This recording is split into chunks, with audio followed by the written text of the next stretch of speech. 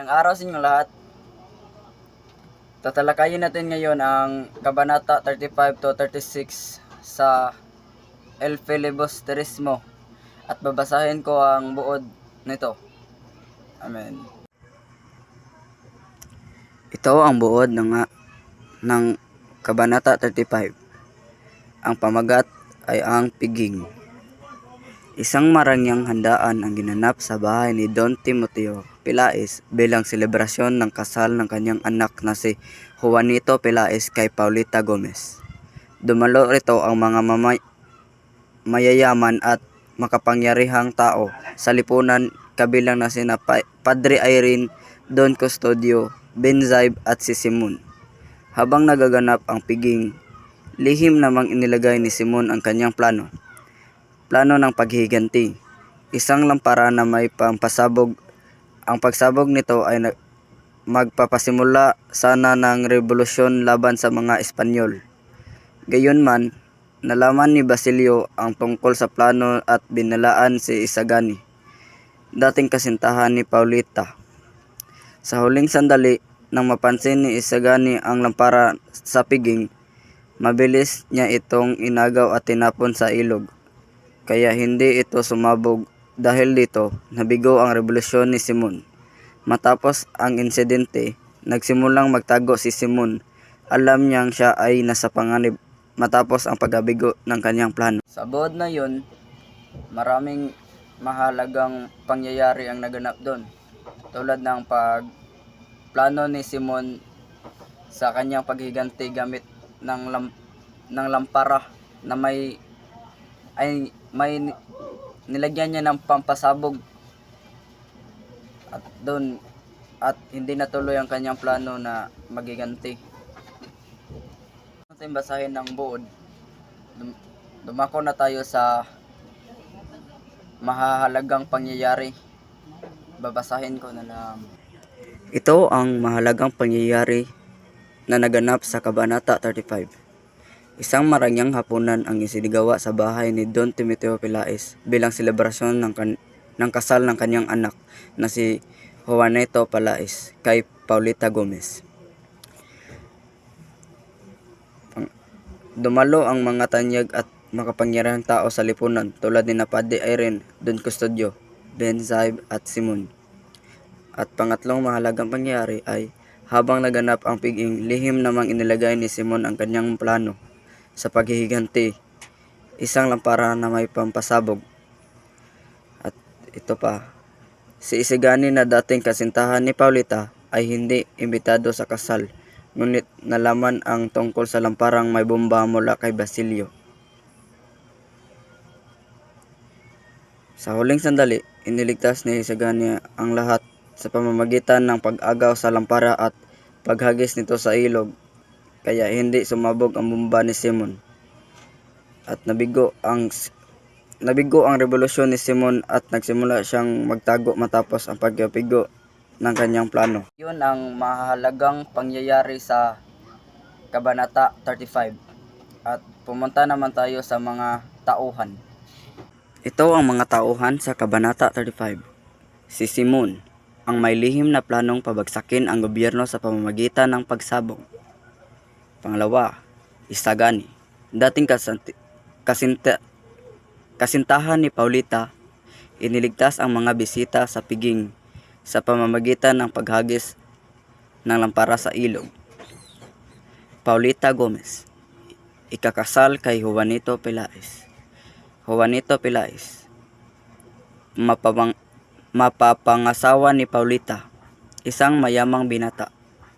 Basilio, nagbabala kay Isagani tungkol sa planong pagsabog ni Simon. At meron pa sila Padre Irene, Don Custodio, Benzaib.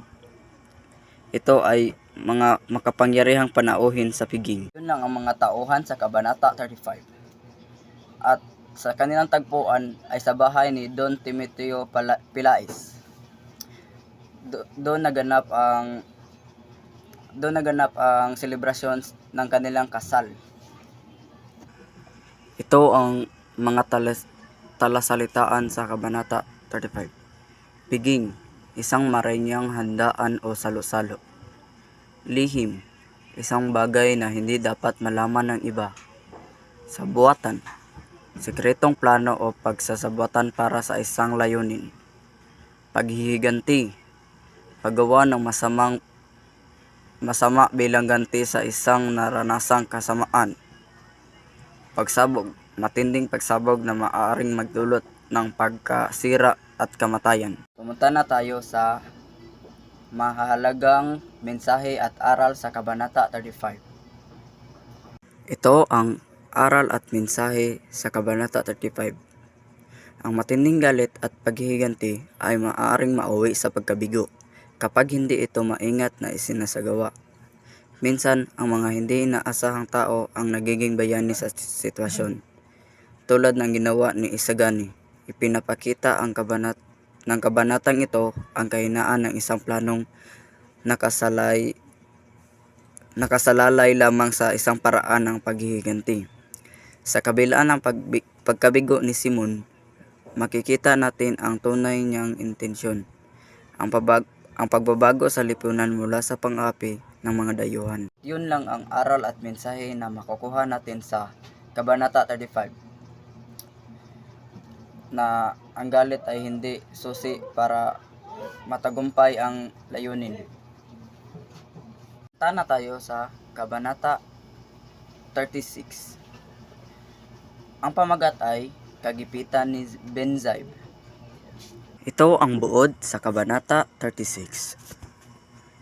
Matapos ang hindi pagsabog ng lampara sa piging, nagkaroon ng matinding pagkalito at takot ang mga panauhin. Isa sa mga pinakaapektado ay si Benzaib, isang mamahayag na nais laging ipakita na matatag at makapangyarihan ang mga Espanyol. Dahil sa insidente, hindi niya alam kung paano ipaliwanag ang nangyari nang hindi mapapahiya ang pamahalaan. Upang mapanatili ang magandang imahe ng otoridad, inisip niyang ilihis ang isyu sa pamamagitan ng pagsulat ng isang kwentong magpapakita ng kontrolado pa rin ng pamahalaan ang sitwasyon. Samantala, sina Padre Salvi at Padre Irene ay pilit na pinapakalma ang mga tao upang maiwasan ang gulo. Habang nagkagulo ang lahat, si Simon naman ay nagsimulang magtago matapos mabigo ang kanyang plano sa paghihiganti. Nawala na ang kanyang pag-asa na mapabagsak ang mga Espanyol at unti-unti niyang nararamdaman ang epekto ng kanyang pagkatalo. Yun lang ang buod ng Kabanata 36. Doon na nagpakita na si Benzaib. At pumunta na tayo sa mahalagang pangyayari sa Kabanata 36. Ito naman ang mahalagang pangyayari sa Kabanata 36. Matapos ang hindi pagsabog ng lampara sa piging, nagkaroon ng matinding pagkalito at takot sa mga panauhin. Si Benzaib, isang mamahayag, ay naguluhan kung paano niya isusulat ang balita tungkol sa insidente nang hindi ipapahiya ang pamahalaan. Pinilit ni Benzaib na gawing positibo ang kanyang balita upang mapanatili ang imahe ng mga Espanyol. Patuloy na nagpapakalma sina Padre Salvi at Padre Irene upang hindi magpanik ang mga tao. Samantala, si Simon ay nagsimulang magtago matapos mabigo ang kanyang plano ng paghiganti. At yun lang ang mahalagang pangyayari sa Kabanata 36. Ito ang mga tauhan sa Kabanata 36.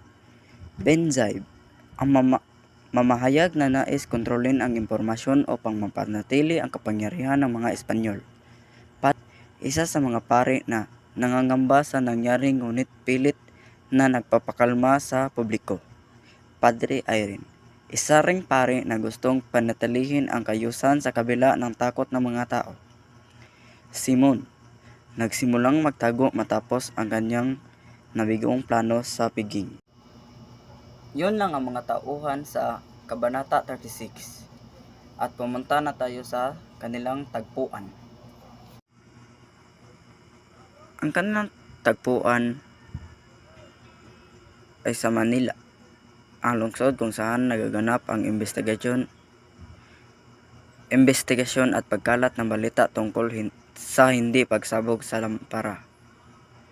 Opisina ng pahayagan, kung saan iniisip ni Benzaib kung paano niya ipapahayag ang balita sa publiko. Yun lang ang kanilang tagpuan at mga tauhan sa Kabanata 36. At ito ang mga talasalitaan sa Kabanata 36. Ang talasalitaan sa Kabanata 36 ay kagipitan, matinding suliranin o problema, mamamahayag, isang taong nagsusulat ng balita o artikulo, pagkalito, kawalan ng kasiguraduhan o hindi pagkaunawa sa isang pangyayari,